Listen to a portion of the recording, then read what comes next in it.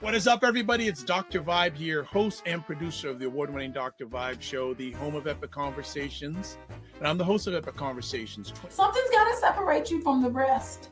So you got to be willing to do whatever. In my experience, Black men have struggles like having community with each other. But she represents the mammy stereotype.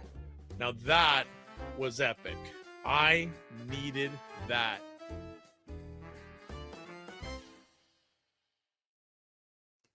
What is up, everybody? It's Dr. Vibe here, host and producer of the award-winning Dr. Vibe Show, the home of Epic Conversations.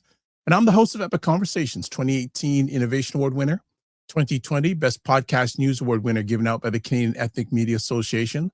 I also co-host and co-produce the only online show in the world for dads, fathers, and male caregivers that's sponsored by Dove Men Plus Care. And being part of that movement, we've reached out directly and indirectly to over 400,000 dads, fathers, and male caregivers, not 400,000, 500,000, 500,000 dads, fathers, and male caregivers around the world. And as always, I'd like to say you're blessed, highly favored, a magnet for miracles, and a solution for someone's problem. I want to say thank you so much for taking the most important thing, your time to hang out with us. Usually you don't see Dr. Vibe in the afternoon during the weekday, but this friend deserves, and you are going to have a great time checking out this conversation, whether it's live or on replay. And I just want to say, all right, we already have two people in the house. One person saying peace, peace. And also in the house, a lady that you need to know about, Emma Ansa, News with Purpose. There she, we know who Emma Ansa is. So good to see her in the house. So let's do some housekeeping things. As always, subscribe to the Dr. Vibe Show on YouTube and hit the notification button. And also like the Dr. Vibe Show on YouTube, Facebook, LinkedIn, Instagram, Blue Sky, and Substack. And please tell people about it. Subscribe. But if you subscribe, I want you to at least watch or engage. Not good if you just subscribe and just don't do anything else. Got to get some action in the game. Also, to advertise your business, product, or service on our show, please feel free to email us at dr.vibe at the drvibeshow.com. And also, don't forget Indie Soup TV, good associate down in Fort Lauderdale, Florida, Dr. Tachi, programs that independent content creator site on YouTube, has over 28,000 subscribers in 2.5 years. So in YouTube terms, subscriber-wise, that's in the top 4% of sites on YouTube. And a lot of this content that I do is on that platform. All right, so what I'm going to do is I'm going to show you something, and we have someone that's involved. I'm involved with her coming up on July 25th. So we're going to show something, and then we're going to bring up our special friend today. Toronto, July 25th. The Narrative Power Summit is landing in the 6.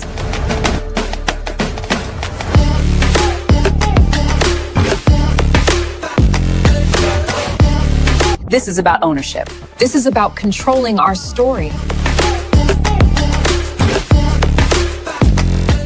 If you're serious about narrative power, strategy, and ownership, this is the room you need to be in.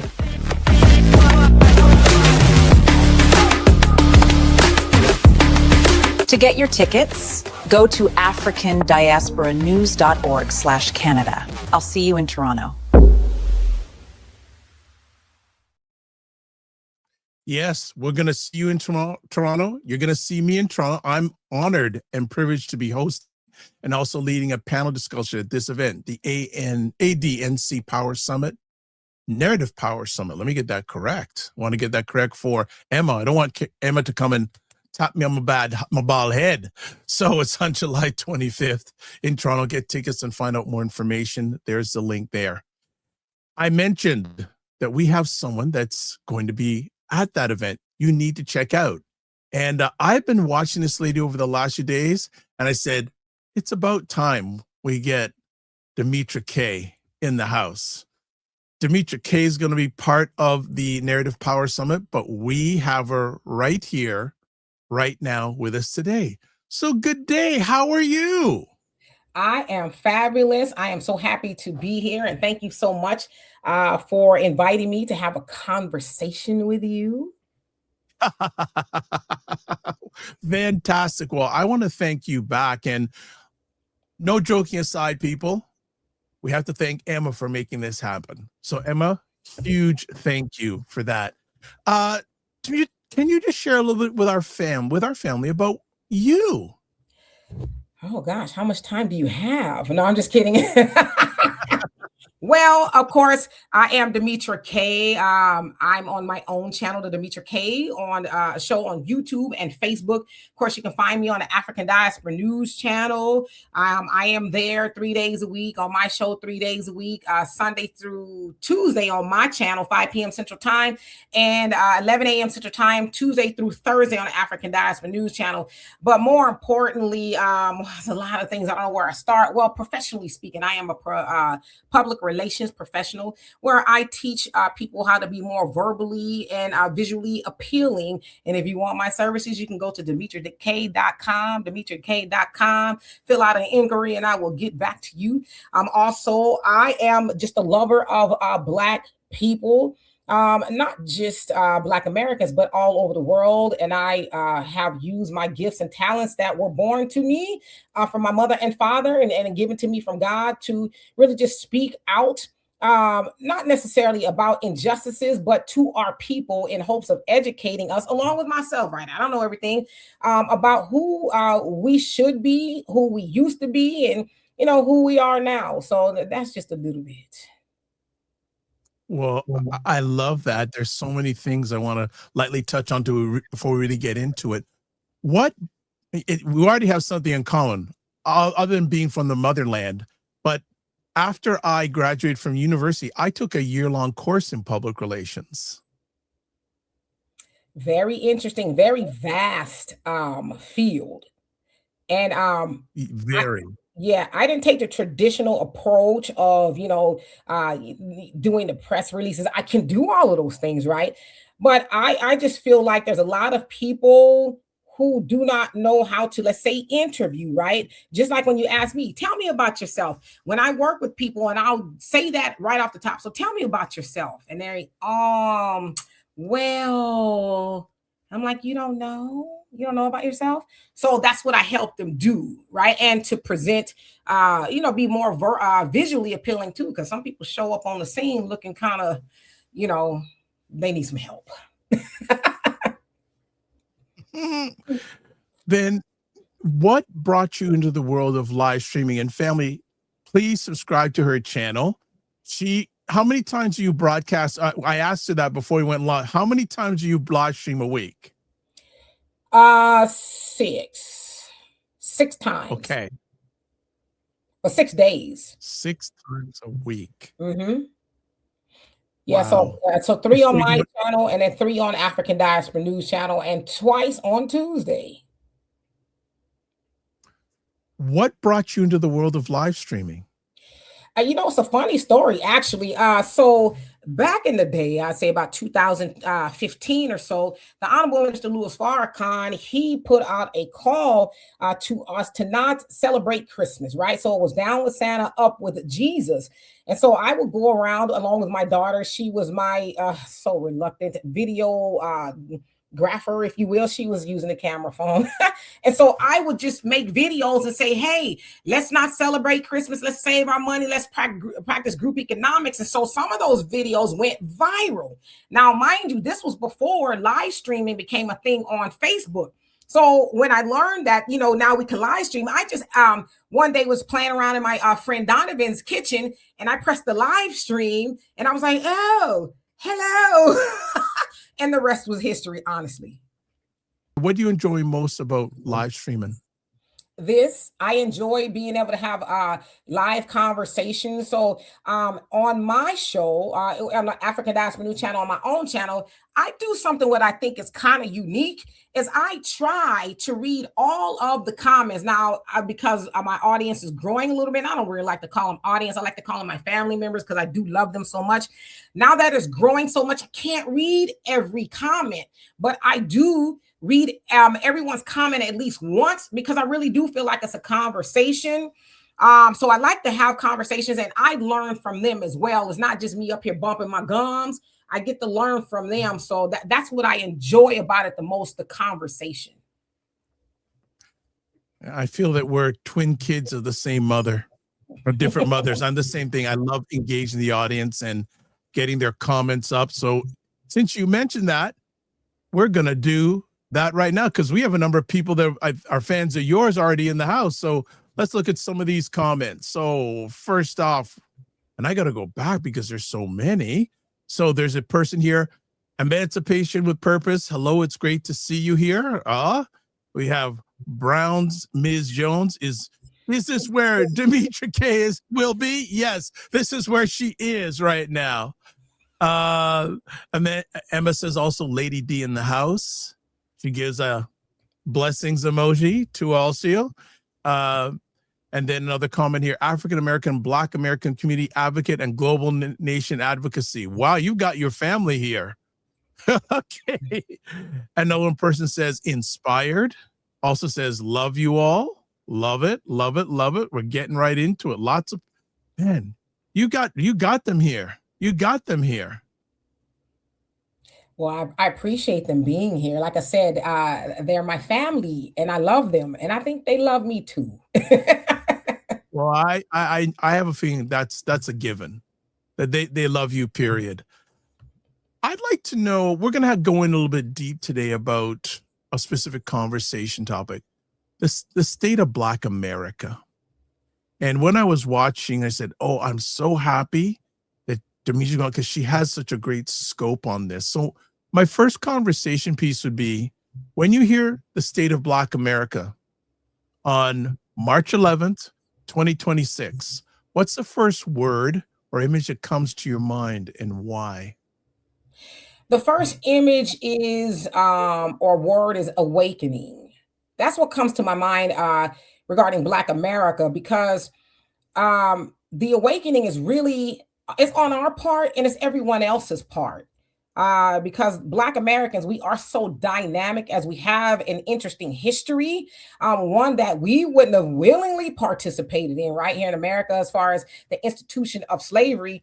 But even on those plantations and after the plantations, we have managed to survive. And we are an ever overcoming people because there's so many roadblocks and things like that. But I like the word awakening because we are really starting to wake up to the greatness of who we are, because again, we've been taught that we weren't, we were taught that we started from slavery as slaves, but we're starting to learn, obviously, that that's not our beginning. And we're also realizing that we are who we're looking for. We're not looking for anybody else outside of us to save us. So awaken. And I noticed that because with all the stuff that's going on in America, I notice a lot of Black America's not commenting, not saying nothing. They're just letting things be and doing their own business. Yeah, and in regarding what's going on, of course, we know that President Donald Trump, he took office last year, and it's been a lot.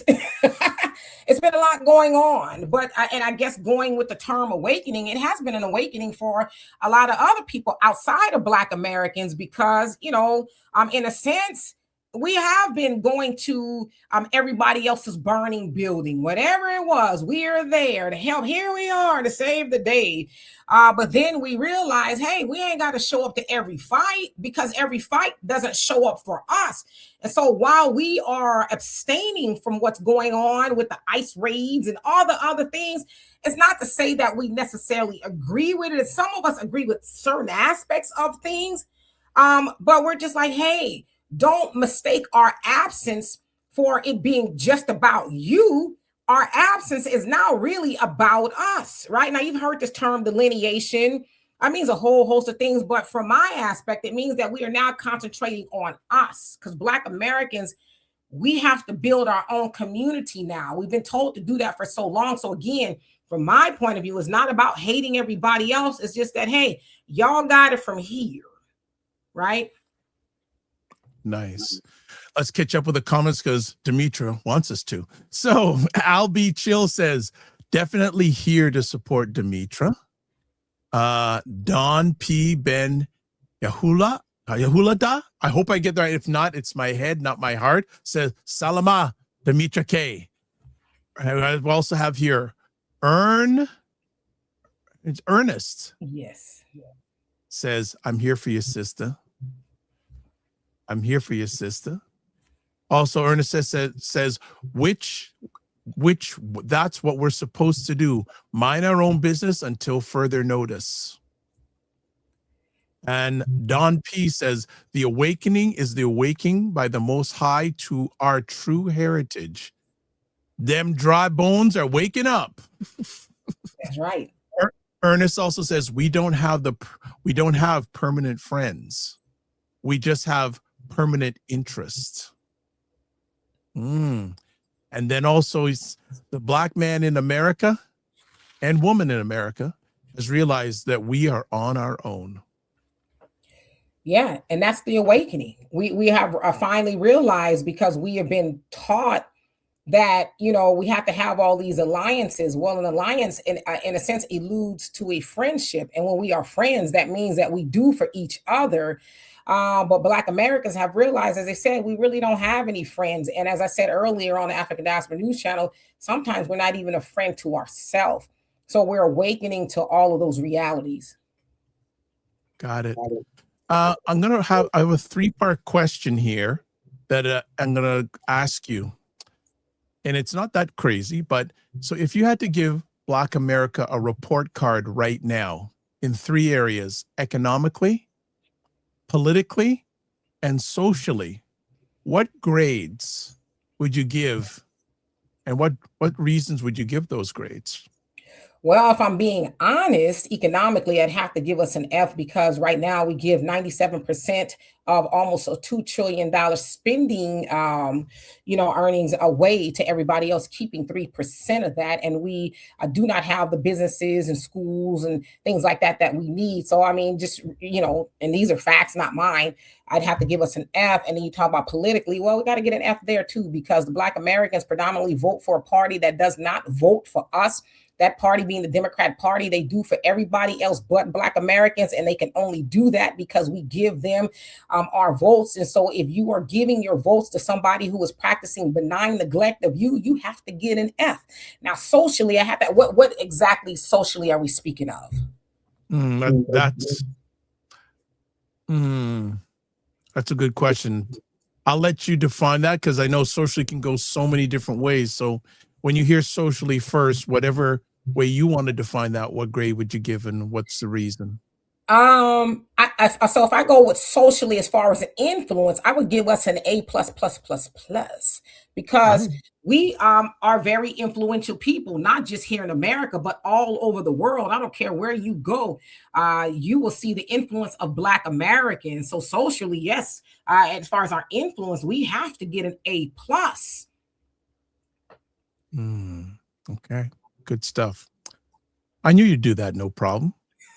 Just some more comments here. Al B. Chill says, finally woke. And Don P says, I think he answered the first, he thought he'd give Black America probably economically a D-. It's close enough. And he also said, we were an F, but the examining the rates is re-examining. Okay. The bed exam, the overall grade. Oh, you're saying overall grade. Okay, we'll go with that. I want to talk also too, does Black America feel different now than it did 5 or 10 years ago? Oh, absolutely. We feel different. Because 5 or 10 years ago, I would say most of us were on the Democratic plantation. Now, when I say the Democratic plantation, it's, vote blue no matter who. We ain't really asking for nothing. If you take somebody like Barack Obama, I know that was 2016, so about 10 years ago at this point. A lot of us, and I say us, I mean me, we voted for him. And Ann Coulter, she's a extreme right-wing conservative, right?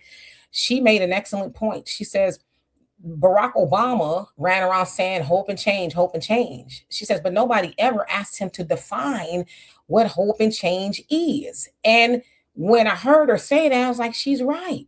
We never asked her to define that. We was just hope and change. We had it all over our t-shirts and signs and bumper stickers and stuff.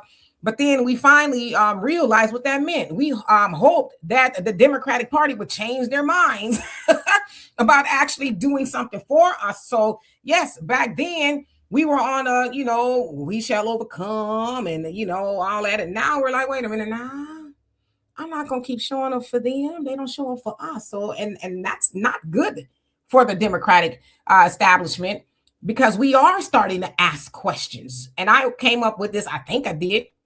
What's in it for Black America, right? WIFBA, what's in it for Black America? We are now starting to say, what WIFBA? What's in it for me to do that? So yes, we're thinking a lot differently. If you had the opportunity to speak with the powers of the Democratic Party, what would you tell them they need to do when it comes to Black America? I would repeat the same things that they've been hearing. Hey, you need to do for your most loyal group of voters. You know what we want? We want reparations, right? We want our 40 acres and a mule. Some people will say a Tesla, some people will say a tractor, whatever. But we want what our ancestors did not get. And that was paid for the stolen labor and all of the things that they did not get, the stolen land, the gentrification. We want all of that to stop. We want a hate crime bill. We want you to show up for us like you show up for everybody else. That's what I would say to them. So it would be the same old thing, nothing new. Okay. I want to jump over to the area of economy. Mm-hmm. So reports show Black unemployment is back up and around recession levels, even with the broader economy isn't calcified that way. How do you see the impact of Black unemployment impacting Black real life? I listen, I was unemployed before. I've lost a job, and it's terrible. But I would say the upside to that is we can do for self. We have been called to do for self for a very long time. Now, the Honorable Mr. Louis Farrakhan said, especially when he was talking about Kanye, when, them people took all his wealth when he got in trouble with them. Well, the Honorable Minister Louis Farrakhan said, if they could take it from you, was it ever really yours? So if they could take a job from you, did it belong to you? What belongs to you is what you own and control 100%. And so we know that Black folks, right? We are the descendants of pyramid builders. Do what you want with that. But if you look at the picture behind me, that's Madam C.J. Walker's home, right? She was the daughter of a slave. She was a washerwoman where she would wash white people's clothes, and her hands were just, cracked and bloodied. And she says, I can't do this no more. And she built an empire. Some say the first multi-level marketing system, if you will, where those people there, that's just some of the people that she employed. And they were butlers and maids and mammies and all this other stuff too. So I use this picture as an inspiration that if she could do it, the daughter of a slave right out of slavery in Jim Crow, what's our excuse? So yeah, it's terrible to lose a job. But the awakening, right, we're going with that word, is that, okay, great. Build something for yourself. If we built the plantations, built Washington, and a whole host of other things, what's wrong with us now? We can't build nothing now? Nice. Okay, more comments. Don P. says, if you want to save this country, you must pay what you owe. And todas, we have healed Babylon, but she would not be healed. And Emma's giving her 100, saying, you're on fire. You're on fire. Love it. Love it. Love it. Also, what are you hearing from Black workers and entrepreneurs about job security, layoffs, access to capital right now? Well, I know a whole lot of Black entrepreneurs, right? Especially that of Brother Phil Scott, right? He is an amazing Black entrepreneur. And he comes to my mind because he has built, a media entity. He has. And he has not only been able to take care of himself and his family, but he has made it to where others are able, like myself, right? I get a check from Brother Phil Scott, right? I'm an employee. So what I'm saying is I've people like that, they're inspirational to me because it's not easy. He would tell you himself, this is not easy. I'm sure he has some sleepless nights, but I'm sure he would choose it a million times over than to have to be answering and, to massa per se or whatever. So on the entrepreneurial side, I hear that, yeah, it's a little, and I'm an entrepreneur too. I got to get it out the mud every day, right? I don't punch a clock per se. It's exciting and it's scary, but most of us would choose it 100 times over than to go back to where we were. I used to work for corporate America, and I had a stomach ache and was stressed every day that I walked into that bank. I used to be a personal banker, and yeah, it was terrible, right? So most entrepreneurs who are Black are hopeful because they see the possibilities of fending for yourself, feeding yourself, and not having to ask permission. Can you go on vacation? Whatever it is. So as far as capital is concerned, again, we know that we as Black Americans, we have the money. Unfortunately, we misappropriate it. So when we start having the conversations more about building Black businesses, it is said that if we were to keep 10% instead of the 3% that we keep, if we were just to keep 10%, we could build more businesses and hire more Black folks, and we won't have to worry about, Elon going up there and Doge and slashing all these jobs. That would not even be our concern because we got our own thing going on. You talk about Elon and job cuts, and we all know the impact, especially on the slash of federal government jobs, especially on Black women. It's been catastrophic. What are the real world consequences of these rollbacks on Black families? Just the way it is on white families, of course, you don't have income, then you can't take care of yourself. You start missing the mortgage or the rent, car payments, the food on the table, ain't no steak with the beans and rice, all those things. So listen, like I said, I've been unemployed. I've been there before. I've been to where I'm like, I got $10. Listen, I'm gonna keep it real with y'all. I had a master's degree and I was working at Amazon warehouse. I scrubbed toilets too. Okay. Until I see one thing I ain't gonna never do is lie to kick it. I don't want nobody ever to think that Demetra Kaye sitting up there here and I've always had it together. Nah, as my brother always says, also going through it, I also gone through it. Okay. So yes, until I rearranged my understanding, I was like, nah, you ain't finna be working at no Amazon. And listen, I always say if I had to go scrub a toilet, house clean, I would do it again. I come from domestic. Both of my grandmothers were domestic for white people. So I'm not ever gonna say I'm above it.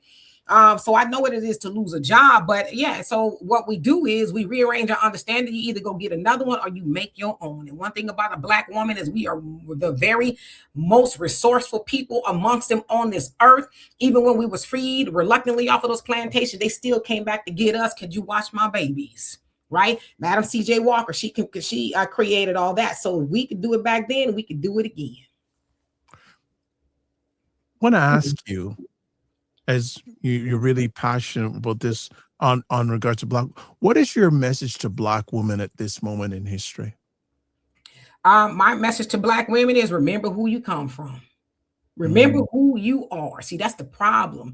Everybody wants us to forget we come from pioneers. We come from fighters. We come from people who survived the worst of it all. Remember who you are. Tap into those roots. Remember those things. We don't come from a weak people. One thing that the least weak person on the planet is a Black woman, right? We've endured and we're enduring so many things, but we still find a way to make $1 out of 15 cents. You could give us a one bean and a piece of bubble gum and we're going to make a meal out of it. So remember that. Don't let society and everybody else tells you you weak. You need somebody to dangle a carrot in front of you to make sure you get by. Because my grandmothers, like I said, both of them was domestics and they owned homes. And when they left up out of here, they left their children and their grandchildren something. And they did that by scrubbing the floors. And listen, my dad's mother, my grandmother was a nanny for Jamie Lee Curtis. Okay. Oh, wow. Yeah. But so my grandmother, she wasn't a defeated woman. So we don't come from defeated women. So we got to unlearn that because it's disrespectful to them. Well, being a Black man, I'd also want to know, what is your message to Black men at this time? My same thing. You remember who you are, right? My father, who recently passed, my dad worked for himself his whole life. He was a mechanic. He had a job at Ferrari starting out, and they accused him of scratching the car, and they fired him and withheld his check. He had to sue them. and they paid him his money. But he said from that point, especially when he joined the Nation of Islam at 19, I would never, ever be in a position to where a man could fire me and call me a liar and withhold my money. So he worked for himself to the day that he passed. So I say this to Black men, remember who you are. We built this joint. When I say this joint, I mean America, right? We built this, okay? Now, I know society tells Black men, you ain't this, you ain't that, you are no good, you a baby daddy. Don't you ever forget who the original baby daddy of America is. That's the white man. It ain't you. That's them, right? So you are kings. You come from kings. You don't start from the plantation. So get up off it. And it's also said that the Black American community is matriarchal and that the Black woman is at the helm of the community. And that is true. And maybe it shouldn't be that way. But listen, as I said, I'm a Black woman, as you can see, and I don't have a problem with a Black man saying, I got it. Hey, boo-boo, I need you to sit down. I got it from here. See, that's what we waiting on y'all to do. And I'm not saying that there's Black men that don't do that. They do. But we need y'all to stop all the foolishness, along with the Black woman, stop all the foolishness and take your rightful place in our community, because you are who we're waiting on. Man, you said originally you had half an hour. I'm glad, because you could have mic drop right there. That was beautiful. That was beautiful. Let's get back to some comments. Sota says, when you pursue your true calling, you never regret it. Facts. And Emma says, I will never go back to the corporate plantation. I agree. Do for self. And she also says, you better preach, sister. Love it. And also, Al B. Chill says, you are who we are waiting on. Whoa. Keep the comments coming, family. Whether live on replay, you need to watch this one on replay. This is, as we say, fire. Fire. Let me ask also, too, if you could change one federal or local policy tomorrow to shift Black economic reality, which lever would you pull first? Wages, housing, student debt, or something else? If I could shift, so is it something that's already existing or something that could be created?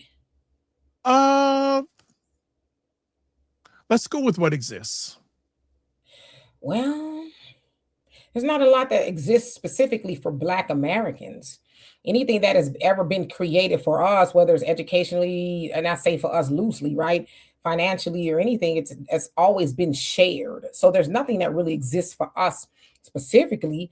But if I had to go to something that was created in the other category, they would create a bill to give us our money, okay? Because they got these reparation initiatives all over. They got the HR 40, which is a study of reparations, but it's been around since I think the 90s or something like that.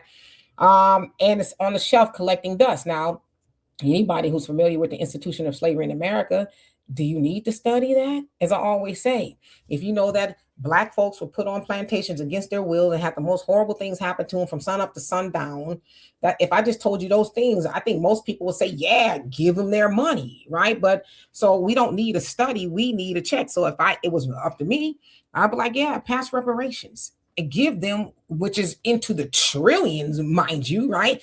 But then you hear people say, well, he ain't got it. They're spending trillions right now over there in Iran, right? They spent billions on illegal immigration and a whole host of other things. They find the money, right? They dig into couch cushions and find up the extra change to pay for stuff. But when it comes to Black Americans, we ain't got it. And we've heard that from Barack Obama. We've heard that from Kamala Harris and a whole host of other people that say they like us. So yeah, run us our money.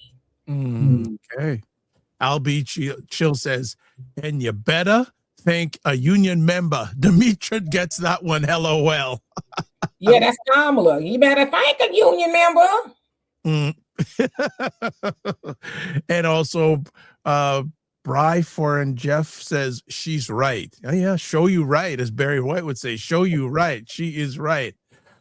Let me ask also now. Talk about how do you read the attacks on DEI? Is it about budgets, ideology, or an intentional effort to weaken Black progress?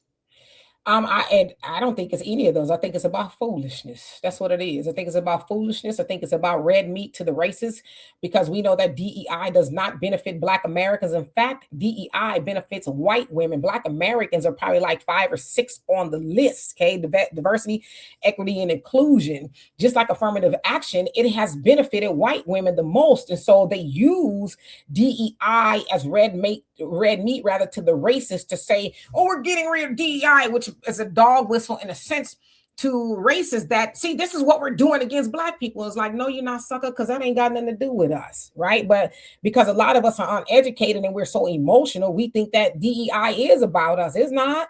It's about white women. So them getting rid of DEI is hurting white women. And the one thing they're going to learn about Black Americans is you can take the rug from under us and we still going to survive. 100%. 100%. As we've been talking in and out throughout this conversation with the politics, I get a sense that some Black voters feel politically homeless and they're frustrated with both major parties. What are you hearing about trust and disillusionment with the political system in America?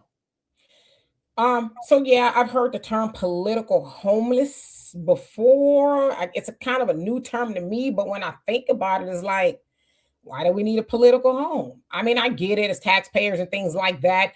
We should be spoken for, but we should be interested in creating our own parties or putting up a candidate, whether it's a Republican, Democrat, Independent, that's going to do something for us too. Right.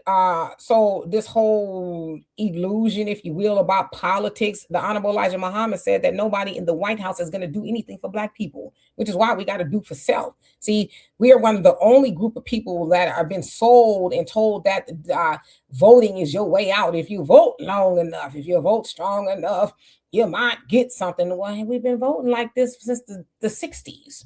How long we got to wait? My mama gone, my daddy gone.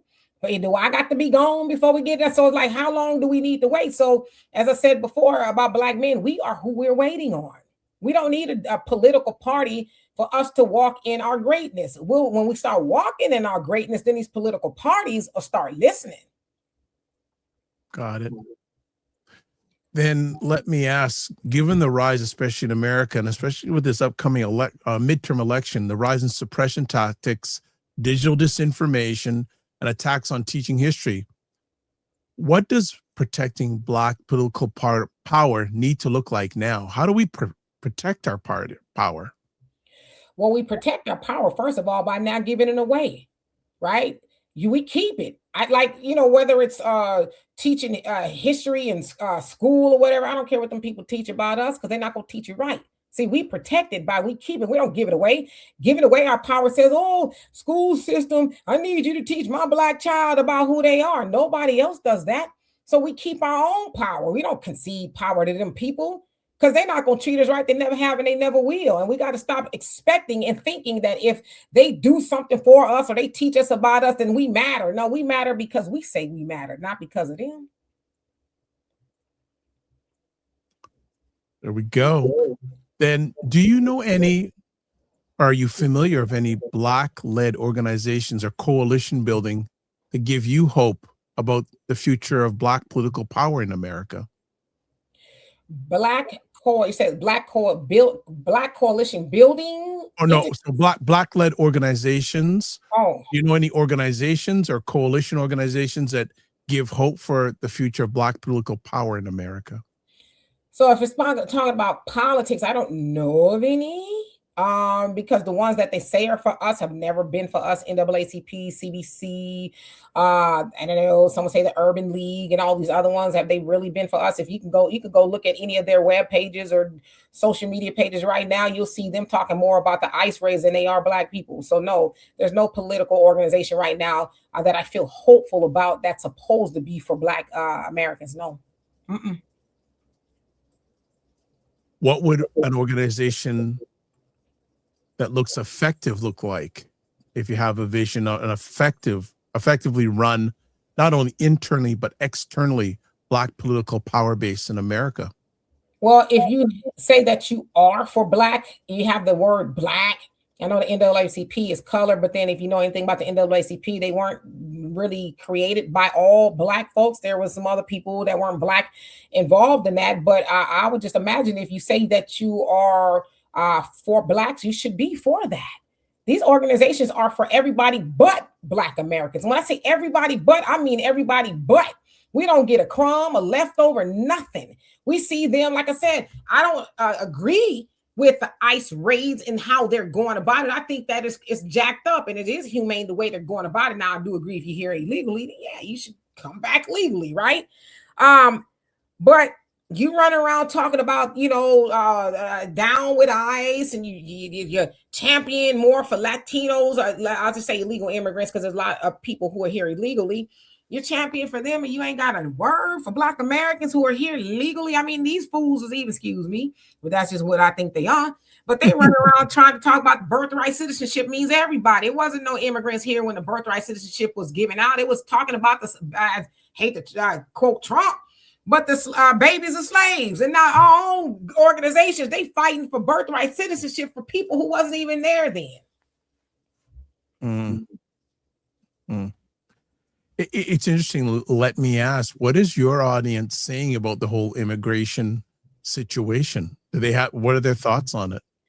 Well, my audience, also my family members, that's what I like to call them. A lot of them don't bite their tongue. Okay. Some of them are a little bit more austere with it than I am. Again, I agree with ICE. ICE has been created to make sure there's no foreign entities here that may do ill will here, right? Well, I understand ICE became a thing after 9/11, so I get the purpose of it. You can't go to anybody's country and just be there, right, without checking in. Most of us has gone to different countries before you even get in the country. What you here for? Who you going to see? Where's the address? How long you going to be here, right? They ask you all these things.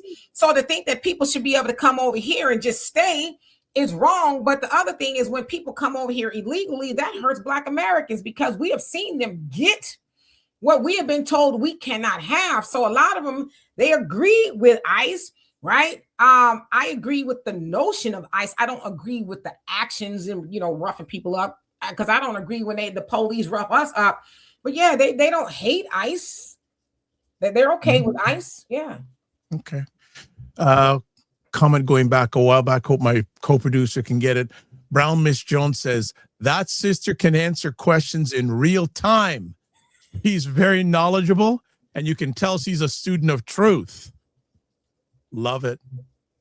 JG Mars, who's a regular supporter of the Dr. Vibe family, says both DEI and affirmative action. Yep.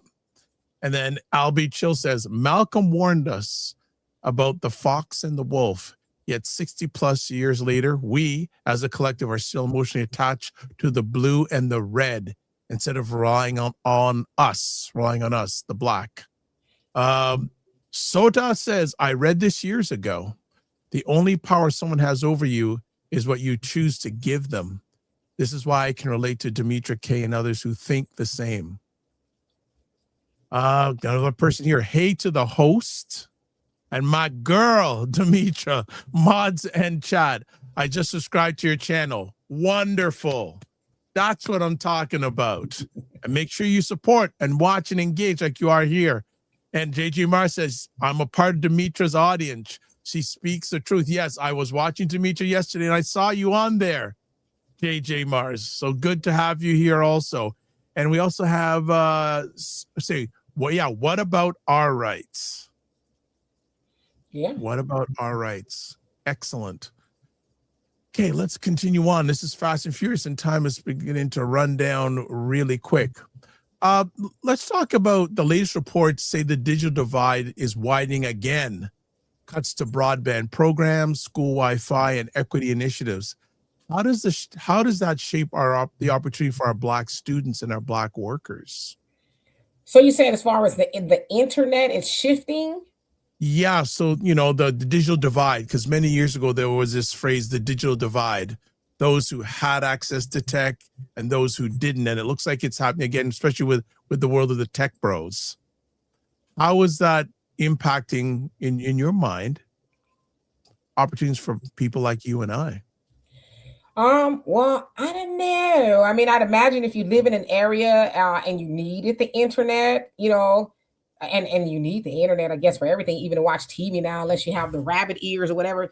But if you go to school, a lot of schools want children to go to school with laptops and things like that. And I guess they would need the internet. So yeah, that would be an issue. But one thing I will say, um, I believe probably a lot more Black people than we realize have the internet. Because for one thing, we want to be on the phones, we want to watch TV. And keep it a buck. Black Americans watch TV and more than anybody. So we gonna get the internet. If we got to string two cans together, we gonna have an internet. Excellent. Then, and I think this is a question for people like you and I. What do you feel the responsibility of Black media, especially Black independent content creators, carry in this new world of information?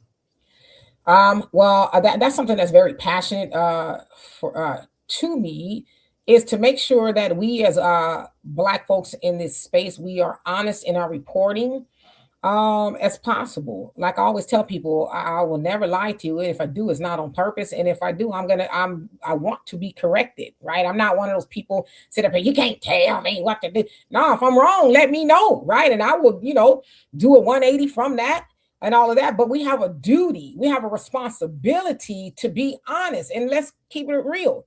We know that in this space, it's about the money. It is. A lot of people aren't doing this for free. Some people are, right? But there's a check that comes with this. And so we know that if we speak about certain things that we should be speaking about, you're probably going to have two people on here. Okay. So sometimes people get in a space that look like us and they do the most, right? And they want the clicks and the views. But I always think to myself, am I willing to sell my soul and lie to people for $1? Because trust me, it ain't that much, okay? Not on my channel anyway, right? But I'm appreciative for what I get, so I don't want to be mistaken. But am I going to sell out for $1? Because I know you have to pay the price on the back end of that, especially when you are misleading Black folks for money, right? I feel like if you tell the truth, the reward will come eventually. So we have to be honest, because them people do that to us all day long. You can turn on the mainstream media, they're going to be lying about us and, all kind of stuff. So we got to get on here and we got to be the antidote to that.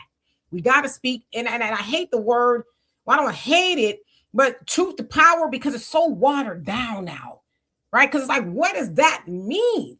Is it your truth to power, or is it really truth to power? And if you're really telling truth to power in this space, you got to do it even if you make a cent.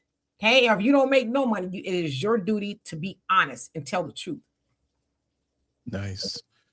Want to talk a little about culture and economics quickly, especially with gas prices. We're looking like a recession. I think there's already a recession, but even more so now. So economists talk about recession, and many of us talk about exhaustion and grief.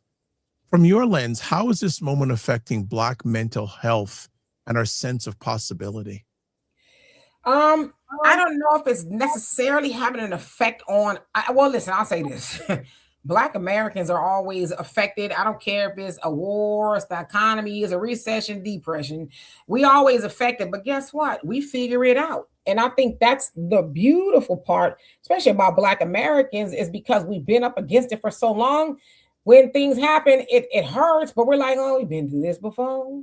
We know how to survive, right? So we figure it out, but it's never nice to see that the gas, I say in California, they're saying $8 a gallon right now. So that's not nice, because we know sometimes we are more economically challenged, but we figure it out. That's what we do. But we need to get to a point to where we can say, oh, gas is $8 a gallon. That's okay, because we ballin'. We got our own gas stations, right? We'll be all right.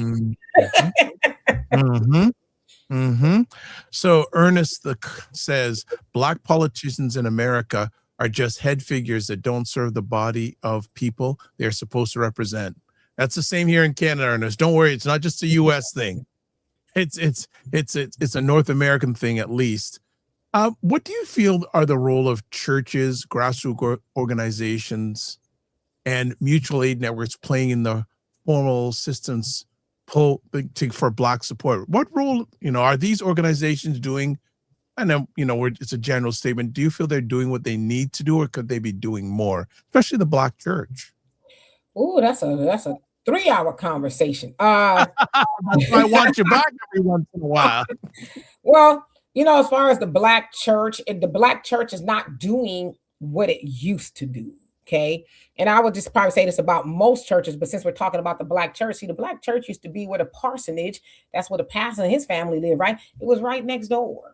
It was within arm's reach. You can go and knock on the door. Hey, pastor, I got an issue. Nowadays, you got to go to the armor bearer. The armor bearer's got an armor bearer, and the armor bearer's got a secretary, and that secretary's got a secretary to go even talk to the pastor. So you used to be able to assess the pastor, and he was able to help come to your home and all of that. Nowadays, he's next to Jesus. You got to make 5 appointments. So I say all that to say the church used to be a pillar in the community where you knew it was a source of relief, prayer, and they even had a little bit of a benevolence fund, right? If you couldn't pay your light bill, yeah, sister so-and-so, I got you here. Go on and write her a check. So they don't do that anymore. And so they haven't been a help. And in a lot of cases, they get in lockstep with the Democratic plantation. And they sell us on the same old. I always say the black church nowadays operates like the Democrat Party.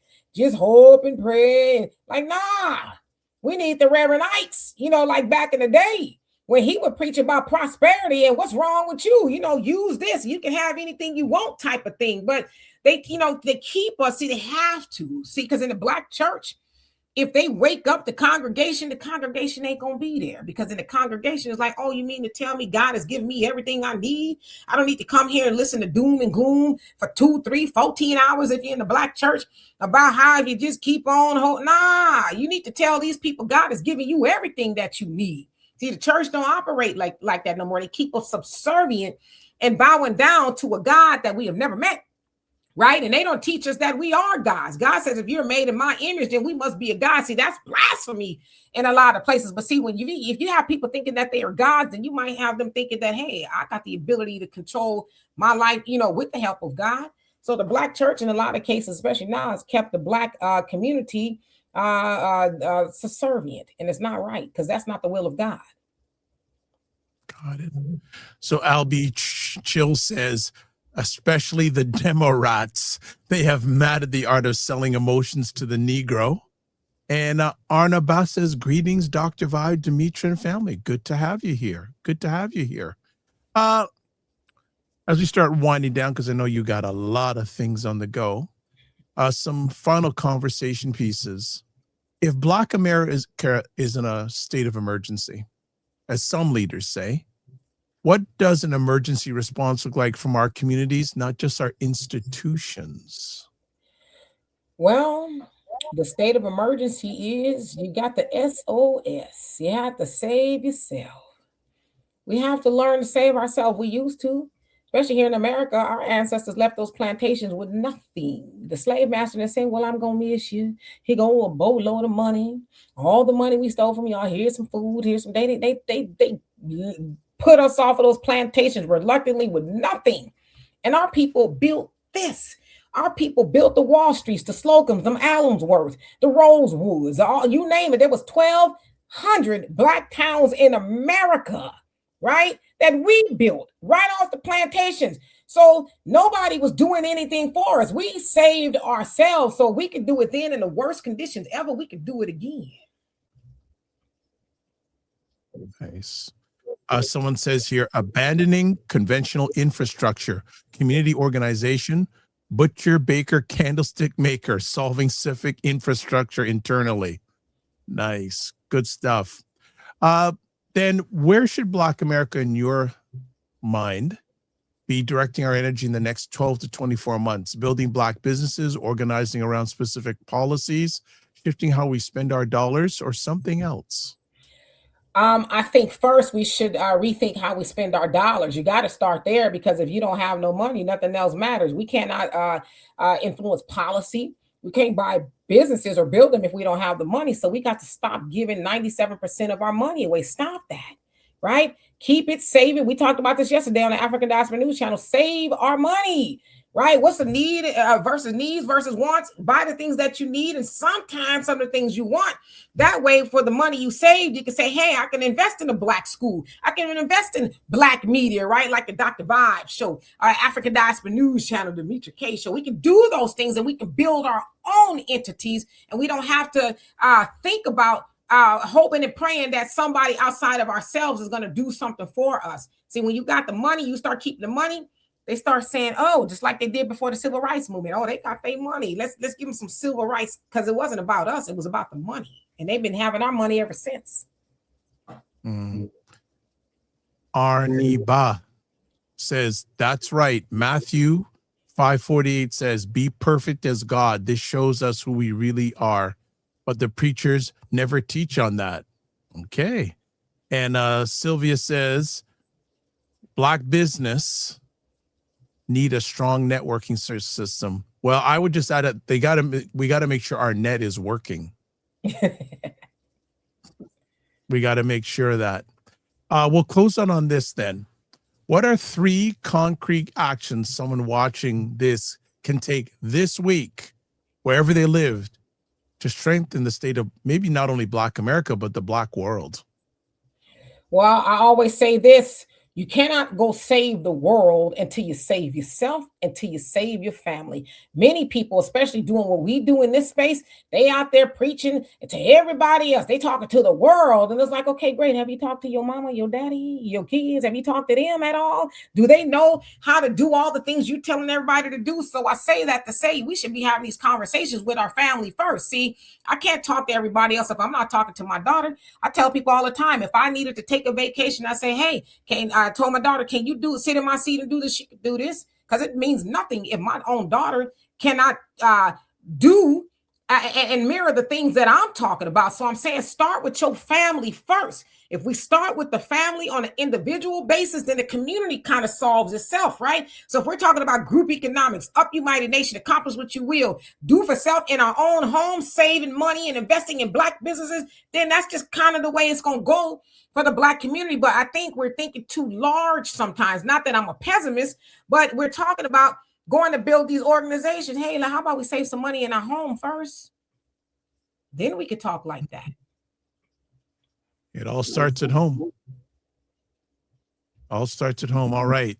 So Silvio says, good point. I'll be chill. 100.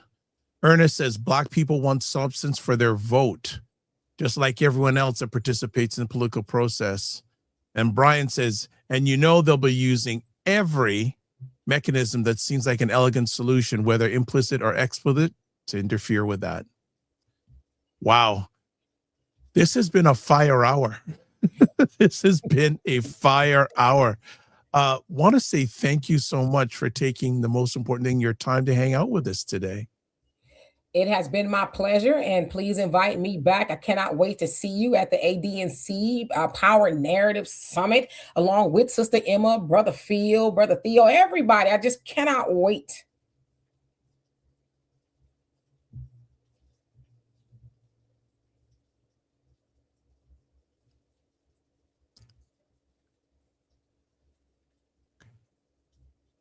Okay, so we may have lost Demetra for a moment, but what I'm also going to do is just make sure that you find out where you can find her. So this is her YouTube channel. Subscribe. Please subscribe to the YouTube channel. Please and thank you. Yeah, and you won't be disappointed. I haven't been for the last few days, been checking out, and I'm getting educated. So support not just independent media, independent Black media. So anything that Demetra's tied on to, with Philip Scott, a whole bunch of the content creators, get some real truth and real news. Check it out. Get some real truth and real news on everything that she does. And also, there's her website, also DemetraKaye.com. Check that out too. I have a feeling she can help you. Something tells me that she can help you out. So check that out also. What's up next for you on your journey? Anything we should be looking out for? Well, that's, God willing, you'll be seeing me more of everywhere. Of course, we'll be in Columbus, Ohio in May. Us being the African Diaspora News Channel, Brother Phil. We cannot wait to come to Toronto, Canada. I always have a whole lot of things going on, but yeah, just I'm gonna be everywhere. I'll always be here. Absolutely. And I'm also going to put up on the screen the information for the ADNC. It's there for you. And some more comments. So Emma says, Sister D, what are you looking forward to most coming to Toronto for the ADNC Narrative Power Summit? Well, first, I've never been to Canada, so I'm looking forward to Wow. I've never been, right? So I'm looking forward to that. And of course, having a great conversation with everybody and just partaking in all of the events. And I should say, shout out to Sister Emma, as I understand this is her endeavor. Yes. We're both doing this. We're both doing this. Both of y'all. Yes. So shout out. See, Black folks moving and grooving. That's what I'm talking about, right? We don't need for ABC, NBC, or whatever y'all news station, whatever it is over there to invite us. We create our own. There we go. 100% facts. Soda says, I appreciate you, Dr. Veeb. Got my sub. Appreciate you back. Make sure you're also subscribing to the Demetra, because we ain't doing it one-on-one. We're doing it together. Right? And Bryce says they use signals of interference to cut his feet of Demetra. Ernest says self-preservation is. Ernest says, see you on the next one. Well, we are going to have her back. I'm actually going to see if we can have her on once a month if she's up to it. Why not? If she's okay, you heard that, fam? We're gonna work that out on offline, 100%. Again, there's the Narrative Power Summit. There's Demetra's contact information. I've also put it in the content section on most of the places you're watching this live on the replay. As always, too, maybe make sure you subscribe if you want to my channel. I got to catch up to Demetra. She's setting the torch. And then there's Phil. All right. Right. Enough said. But you know what? So just a little teaser, everybody. A week from today at 12 noon Eastern, Philip Scott's going to be here. Woohoo! So you better subscribe. Get as the a famous Black pastor says, get ready, get ready, get ready. Right, get ready, get ready, get ready. 100%. And also to advertise your business product or service, I name of the platforms I'm on. Email me dr.vibe at the drvibeshow.com. And if you want to touch base with me, also to go to taplink.cc/the drvibeshow.com. And then finally, if you want to watch replays of this epic conversation, go to the Dr. Vibe Show on YouTube, Facebook, LinkedIn, or my website, the drvibeshow.com. We always end off the Dr. Vibe Show with this: live your life as a dream. If you can dream it, you can make it. Sometimes you have to get smaller to get stronger. Block assumptions. Aim bigger, aim better, aim higher, aim wider. Love, faith, and respect. Don't just manage your time, manage your energy. And very important, especially these days, remember to give yourself grace. God bless. Peace be all. Keep the faith. And Demetra, thank you so much. Be well and keep the faith.